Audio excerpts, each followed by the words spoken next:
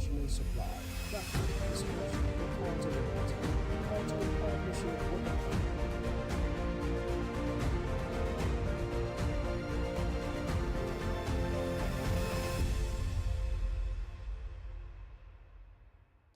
Hello and welcome to another episode of Dateline on Housing TV Africa, this program that brings to you trending matters of concern. And today we are going to be talking about financial literacy. What is financial literacy all about? What do we need to know about financial literacy? Why do we need to be financially literate? Well, let's go on a short break, and when we return, all our questions are going to be answered. I have our guest already seated. Stay tuned. Visit Housing TV Africa on YouTube and click on the subscribe button. Subscribe to Housing TV Africa to stay updated on latest happenings in Nigeria's housing sector. Follow our social media pages, like and share our posts. On Facebook, Housing TV Africa. On Twitter, Housing TV Africa. Instagram, Housing TV Africa. Join the conversation and keep up with latest housing updates.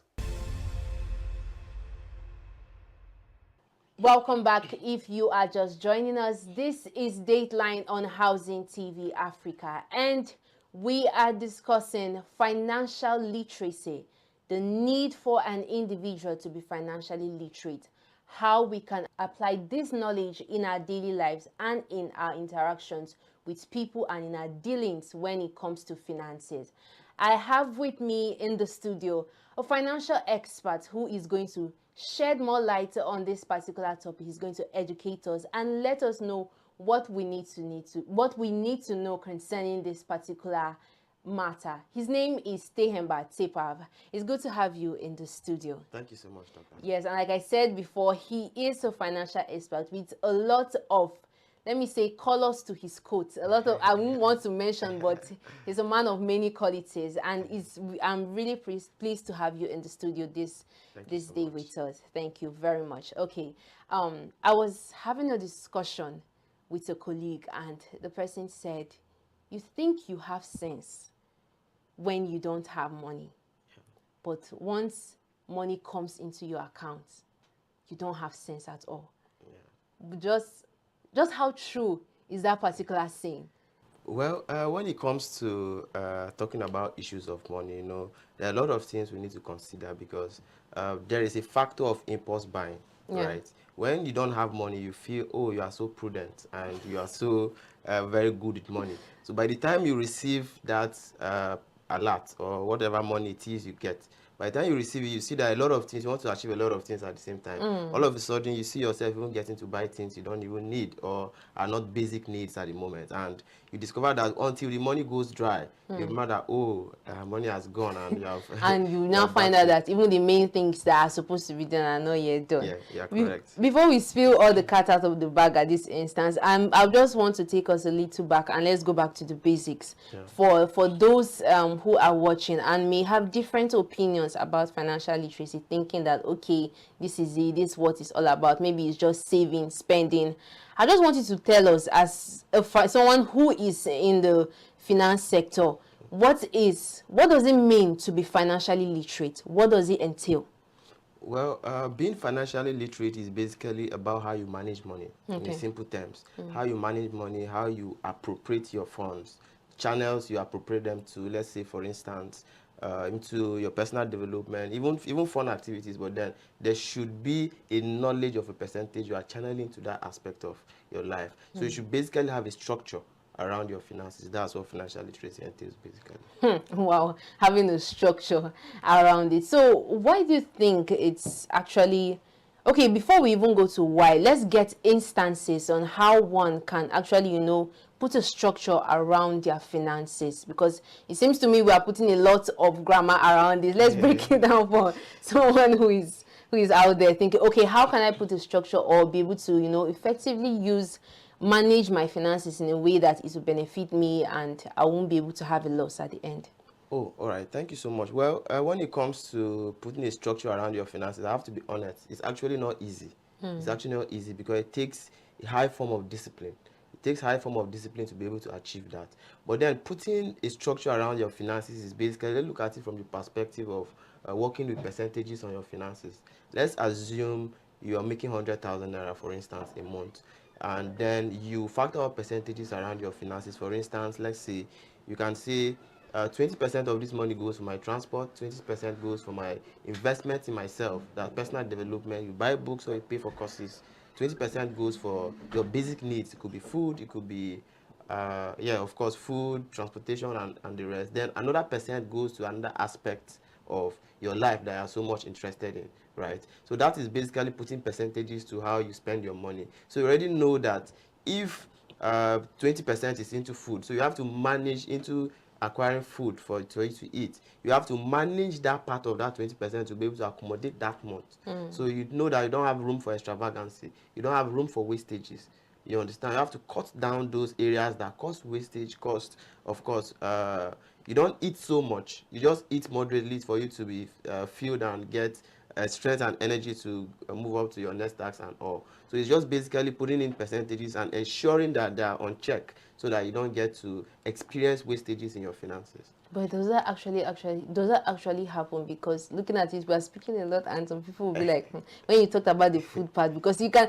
I went somewhere with a friend of mine over the weekend to go and get some things, and before you knew, I just saw myself. I was like, let me pick this snack. Let me pick my friend was like, Dorcas, find your way. This is not what you came for.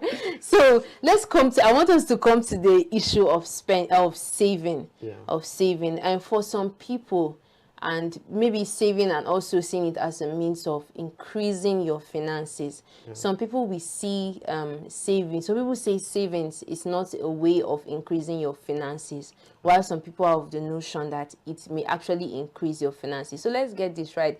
Does saving actually increase your finances for you, or it doesn't at one point? It's just what you are putting to just gather, like Adashi. Let me say this.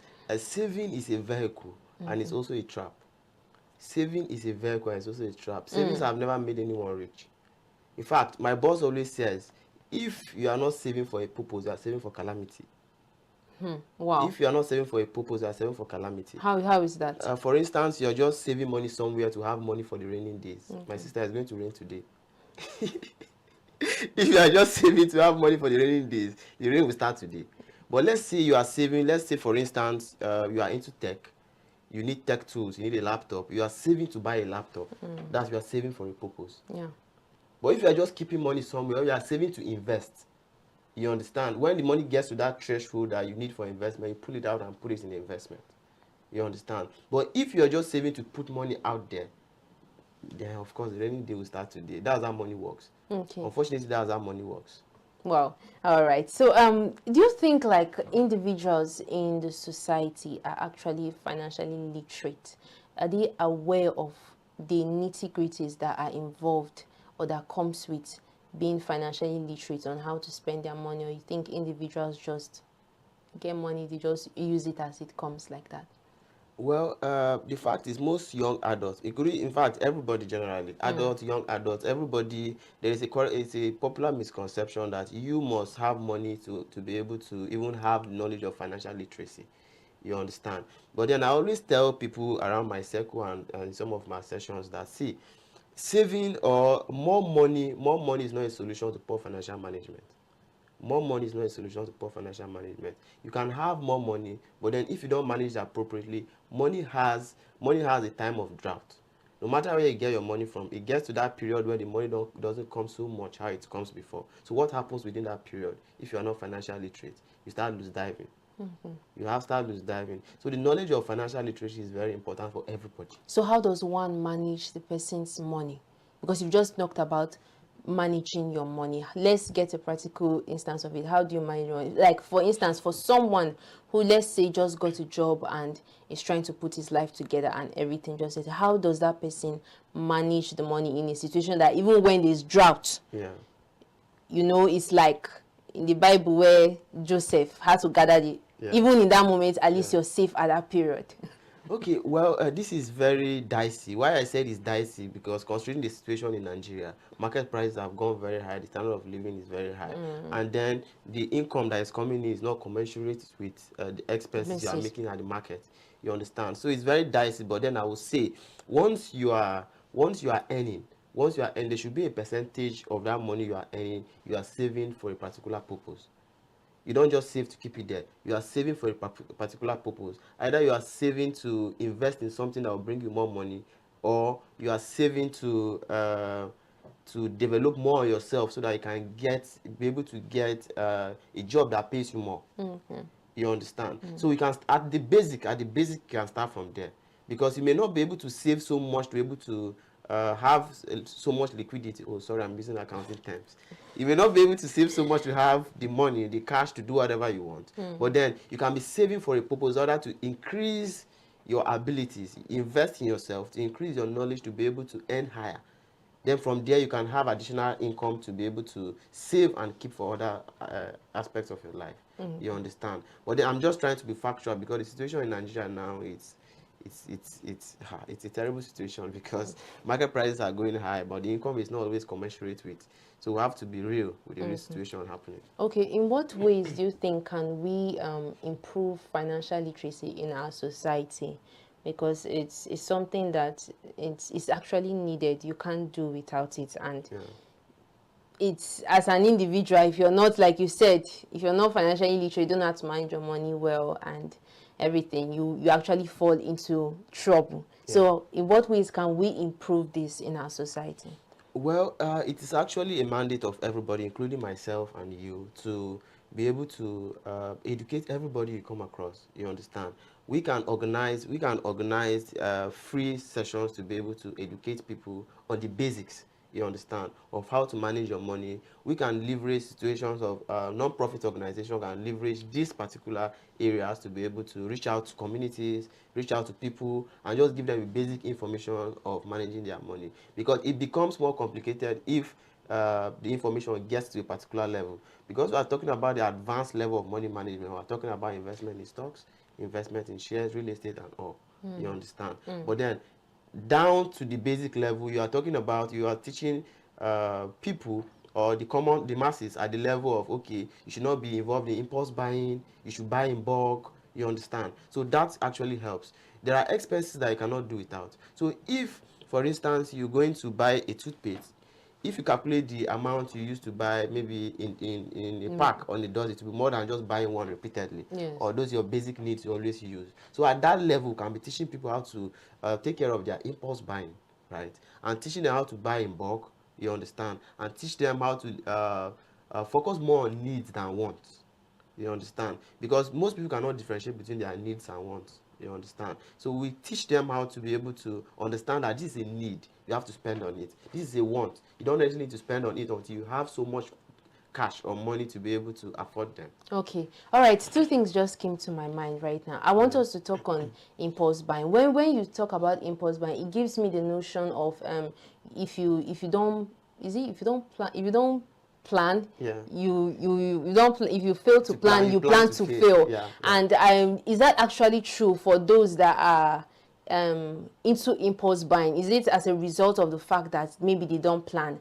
Then another thing, you've spoken about needs and wants. I would like our audience to be able to know exactly what are their needs, and we'll be able to differentiate between their needs and their wants. So it would be nice if we could get like maybe examples of those things for those that are watching and learning from us. All right, that's fine. Okay, so let's start from the angle of the impulse buying, right? When it comes to impulse buying, you did not make a plan for it, because you saw it. Your body is saying, I have money, let me buy it. You understand? That's why it's advisable, before you go to the market, you make a list of what you want to get. And basically, when you are making that list, you are making it based on your needs. You understand? What's very important. What is very important. Then if you go to the market, you have to ensure that you stick to the list. But then it's actually hard, because the discipline, most times you want to get what you understand. You can enjoy yourself. After all, if I perish, I perish. That's what most people say. Because I work for the money. If I perish, I perish. You understand? But then you have to put in a little more discipline into it. Because impulse buying is all about discipline. You see a lot of things that will attract you, You understand? But if you know you don't need them at that moment, you can just put a hold on it. Not that you not get it, but you get it when you are more liquid, when you have more money and spare cash to be able to spend on things that you understand. So it's just a process. It's just a process. Money management is a process. It's a process of discipline. So you need to understand how to discipline yourself, to delay gratification, to wait until when you have that money to be able to afford that. But what's okay? Let's come to the issue of needs and want. Yes. Because when we are looking at something about needs like this, we are talking about that one that is important. You can't do without it. And want, maybe it's just a side attraction and everything. And I'm asking myself, okay, you said when you have maybe you have spare cash. Yeah. What if you don't have spare cash? Because let me just use the word needed. Both the needs they want, they are all needed. Yeah. That's just it. So what if you actually don't get the spare cash to be able to, acquire your wants? Yeah. So when exactly do you get those wants? Because it's actually needed too. Basically, when we talk about needs and wants, needs are what you can't do without, because you can't stay a whole day without eating. You feel famished, and except you are fasting, of course. But food is a basic need you need every day to be able to maintain your energy, maintain your focus, and all, right? But then, let's say, okay, in a day you want to eat, and then you have an option to maybe get a portion of rice or beans or something that will keep you full at an amount of 3,000 naira, for instance. And then your mind is telling you, oh, I need shawarma. You understand? Shawarma is a need. Your mind is telling you that, oh, I need shawarma. You understand? If you put them on case by case basis, and you understand your income level, you may not be able to afford 3 square meal. Even 2, sometimes you struggle. So why not I just maybe let me go and eat a pounded food or something somewhere that will hold me for a longer time with that same amount or less, than to say, okay, I need shawarma. That you eat, and after a couple of hours you're already hungry again, looking for how to But you still be hungry with the beans now. Yeah, but then it will take a longer time, and of course it gives you more energy than you understand. So that's just a surface example. There are more deeper examples, but then let's just leave it at the surface. Okay, let's actually leave it at that surface. Okay, we are due for a break right now, and when we come back from that break, the discussion is going to continue, and we'll look at those things, the barriers or the things that actually cause financial mismanagement. Stay tuned, and Dateline will continue.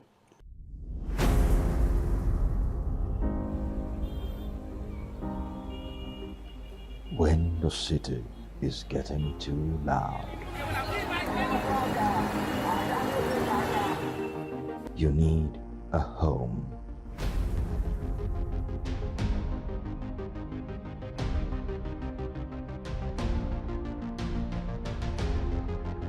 Home is love, peace, and tranquility.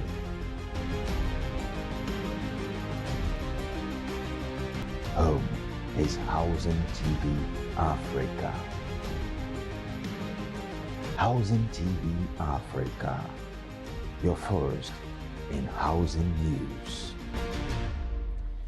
Welcome back. This is still Dateline on Housing TV Africa, and we have been looking at financial literacy with Mr. Tehemba Tepaf here in the studio, and it has been an interesting one so far, and actually eye-opening for me though. I'm beginning to learn one or two things relating to my finances at this moment.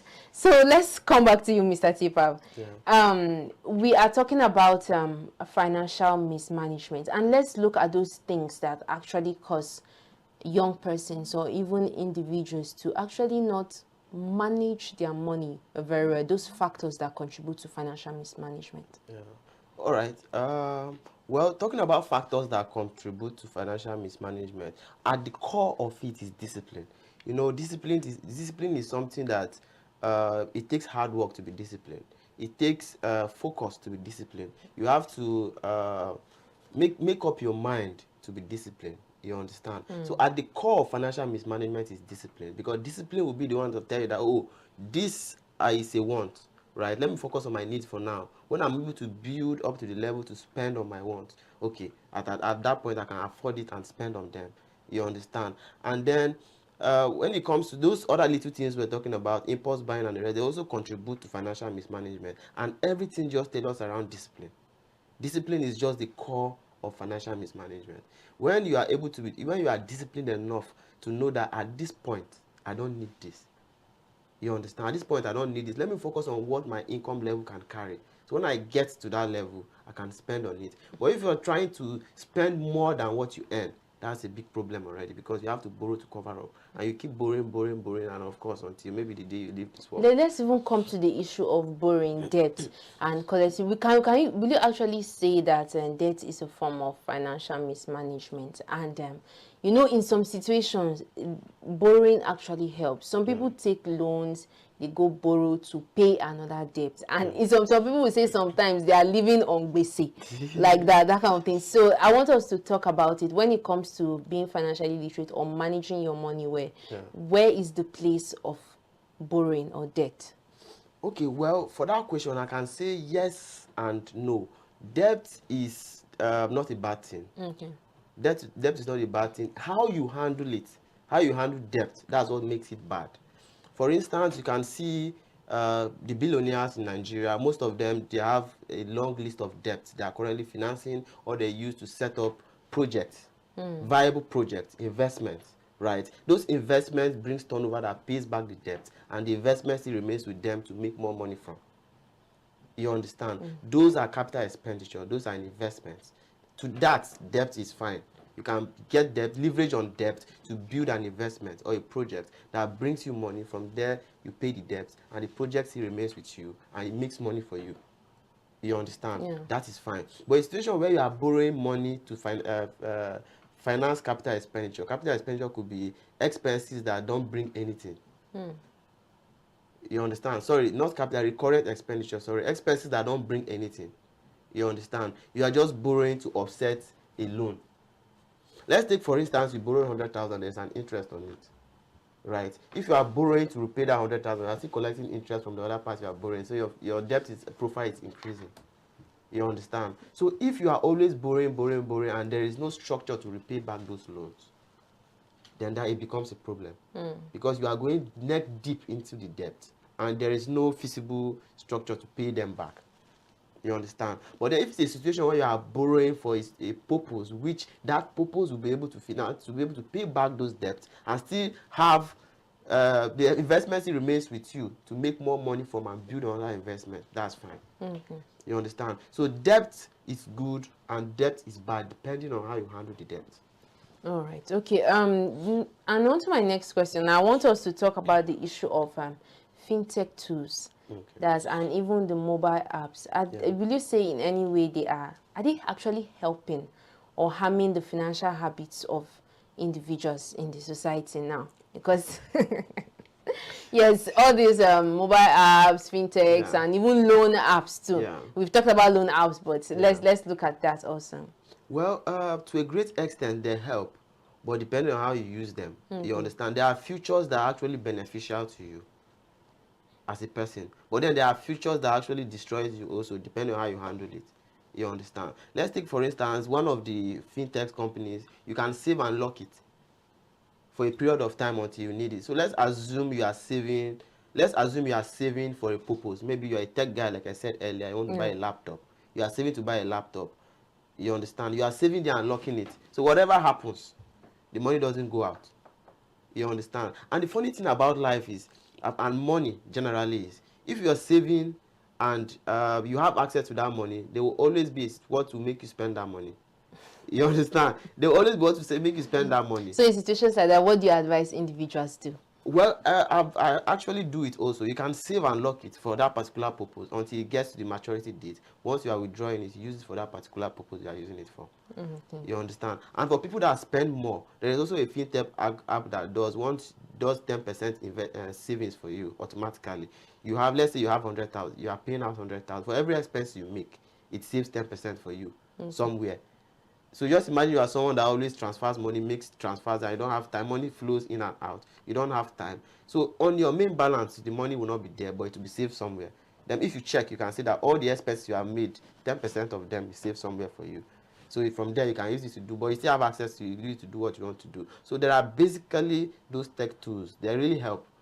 And then there are the other aspect of it, of the loan aspect of it. They always give you access to loan, and the more you collect loan, the more you are going neck deep into it. Yes, but then you can utilize it for something good if you choose to. But then okay. Now I want us to come to digress to the issue of wealth creation. yeah, Yes, since we are on this matter now, for someone who has a, I don't want to say small income, yeah, but I'll just say small income. Yeah. How for someone who has a small income, how can the person be able to use that to build wealth?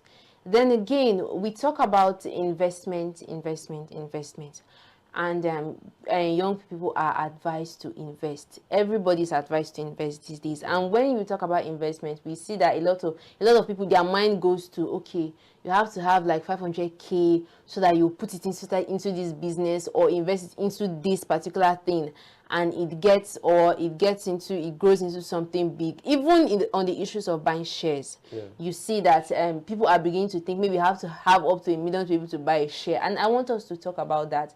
Like, are there ways or other means or other platforms that individuals can be able to even use, even if there's small amount of money, to be able to buy shares or even invest? Or are there business they can invest to, or even things they can invest in order to create wealth? And also, how, like I said before, how can one build wealth on a small income?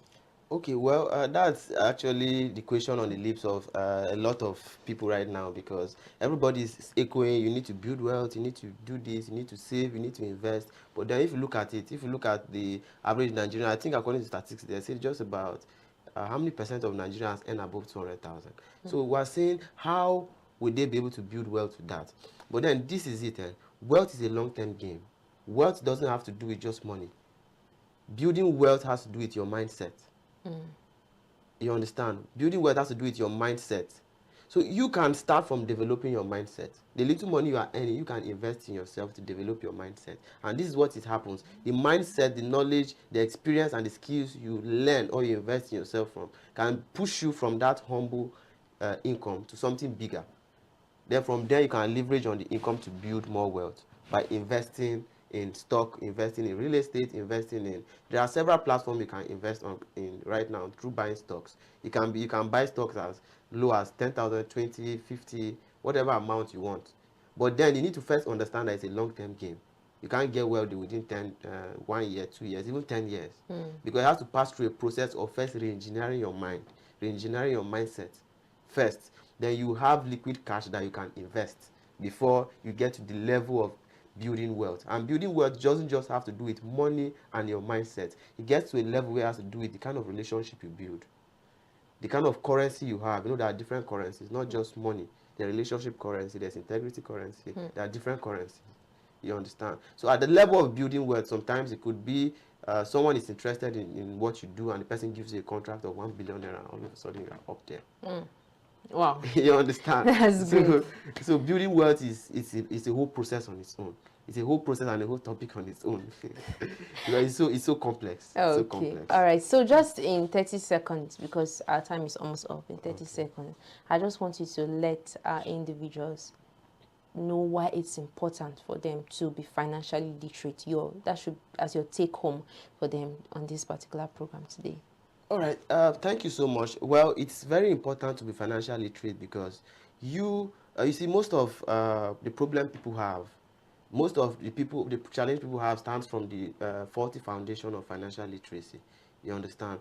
Which has to do with entitlement mentality and all. So it's very important to have financial literacy, because it helps you build a future, build a reliable future, helps you take care of your responsibilities, because every human being has responsibility you must address or take care of.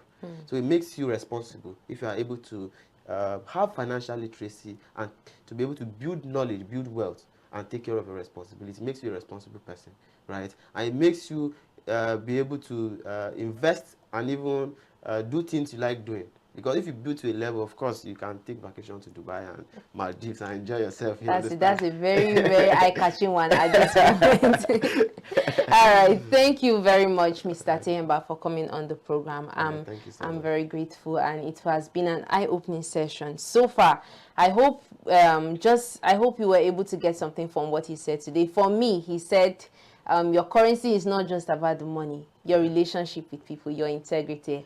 And also for us to build wealth, you have to change your mindset. As much as you are working on your finances, your mindset also you need to invest in yourself. So this is where we draw the curtain on this particular episode of Dateline today. And till I come your way with another interesting topic, don't forget to follow us on all our social media platforms. Have a lovely day and keep watching Housing TV Africa. Bye for now.